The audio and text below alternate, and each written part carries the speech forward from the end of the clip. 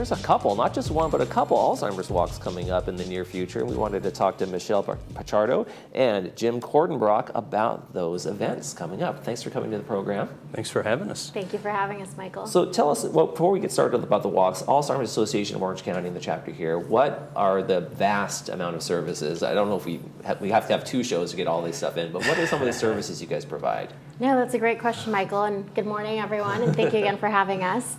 So we have a lot of great resources that are available locally. So one of those is our free 1-800 helpline. Mm-hmm.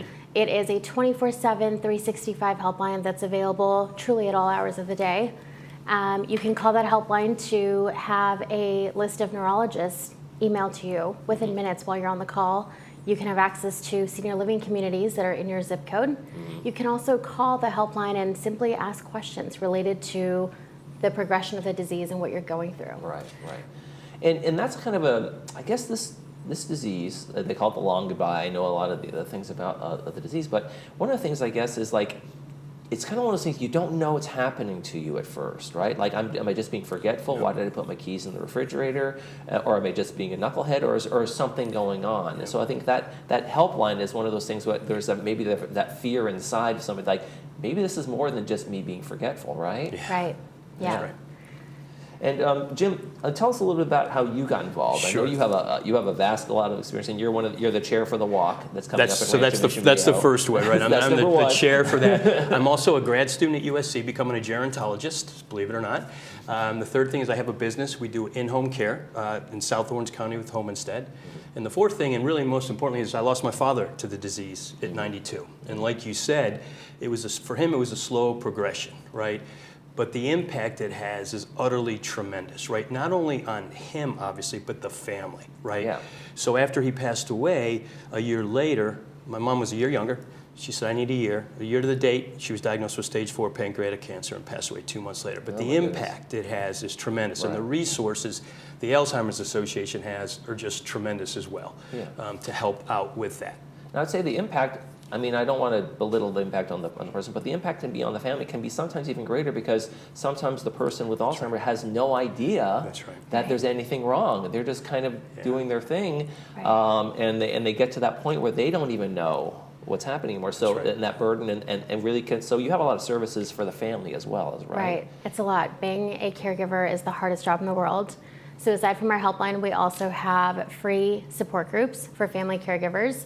We have them in person in various locations throughout Orange County. Mm-hmm. We also offer some via Zoom that are virtual. Mm-hmm. Due to the pandemic, we transitioned to virtual, but we did not get rid of them, because virtual is still something that some families need. Mm-hmm. For some families, there's no option to leave the home and leave your loved one at home alone. Right. So we left that virtual option there. And then we also offer free education programs for families to learn more about the disease. Oftentimes we have people that are diagnosed and they don't know where to go, what is the right information, where they can learn more. So our free education programs help to open the door for some of these different topics that we offer. And imagine the education portion of that for the family and the support that are around there is very important, because I just told you that, or those kinds of frustrating things that are happening, because the frustration level only builds as you go along. And it's not, like I said, not like cancer or something where the patient knows and they're part of the treatment plan. Eventually that the patient is not part of the treatment plan anymore. There's a lot of decisions being made. Also, there's a big legal thing, like the power of attorney and those things that people who early diagnosis, they should take care of that early on, right? That's right. Yeah. Is that a service that also kind of you guys do a little consulting on as well as Alzheimer's? So at our 1-800 helpline, we offer free care consultations. Okay. So you can call our helpline and have all kinds of questions related to the disease, related to providing a care plan. The thing with an early diagnosis is that you're able to have more of that dignity to be able to state your will and your wishes and have those be met. Right, exactly. All right, let's talk about the walks. We got some great ones coming. We're so excited. First one you want to talk about is the one in Rancho Mission Viejo. Jim, you're the chair. That's right. Tell us what's going on. So on Saturday, September 30th, starting at 8 a.m. for registration, it's at Sendero Park, which is in Rancho Mission Viejo, corner of Ortega and Antonio.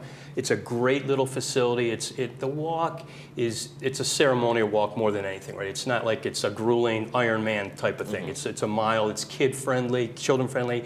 It's pet friendly, stroller friendly. We just encourage everybody to come out there to learn, because there'll be a tremendous amount of resources, but also just to support this amazing cause and this incredible organization, really.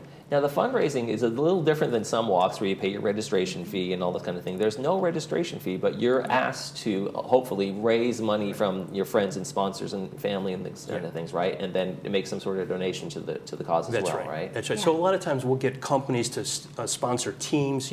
It's really big about having teams in addition to just sponsor, but when you can have your team and then get your employees all engaged in this or your community or whatever organization you have, it's tremendous, right? And there's pride in it. And the amazing thing is how many people are impacted by this disease. And when you like, if you're in a room with people and you ask how many people have had someone that they've directly have Alzheimer's, almost everybody will raise their hand now. It's becoming so prevalent, right? So it's a third leading cause of death in Orange County right now, right? Sixth leading in the U.S., right? So that awareness and that impact is tremendous. So we want to get it out there, get the word out there, Yeah. And how important is the fundraising for Alzheimer's Association in general in terms of the services you guys provide and what you do? It's very important. So with all the fundraising that we're able to do, we're able to bring our free care and support resources to communities. So, yeah. Okay. I believe it's the largest single source for research in the funding for the Alzheimer's Association is through the walk, because it's obviously it's across the U.S. So. And I guess with Alzheimer's, I think, this is me, I shouldn't be saying this because I'm not an expert, but I think that the fact that we have so much longevity in our communities now, where people aren't dying in the average age isn't 60, and we're keep on moving up. So I think probably Alzheimer's has kind of factored into that equation as well, hasn't it? Yeah. Without question. There are 58 million people that are 65 plus in the U.S. today. That's going to grow to almost just under 90 million in 2050. That's tremendous, right? And that caregiver pool is shrinking as well, right? The people that are available to even take care of individuals that are impacted by Alzheimer's. So the need is there, and it's only going to continue to grow. Right.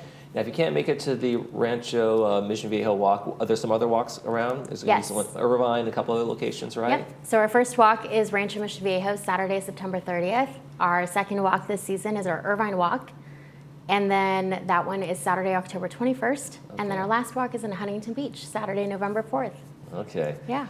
Wait, give us one more pitch. Why should we get out there and help? Let's get out there. I mean, look, this disease, we've got to do something for it. It's so important. And I would encourage everyone to go to September 30th, just because I'm selfish and I'm the chair of the walk for the South County Walk. So please come out on the September 30th. But it's great. It's really such a worthy cause. So. Well, we're in a new location too. Okay. I'm local. I've been in Mission Viejo for half my life, but Rancho Mission Viejo is beautiful. It's a new location for us this year, so we're very excited to be in this part of South County, embracing the community, and we want to invite Laguna Woods residents to also join us and help us support the cause. Okay. One more time before we go, take us through a bullet point of the services you guys provide and why this fundraiser is so important to support that. Absolutely. So we have a free helpline that is available 24/7, 365. We offer free education programs, and we offer free support groups for family caregivers. So 3 things that are all free and are available for anyone to use and take advantage of. Okay, fantastic services, a great cause. Jim and Michelle, thank you so much for being here. Thank you, Michael. We appreciate it. Thank you. When we come back, we'll take a look at Monday's movie. Stay with us.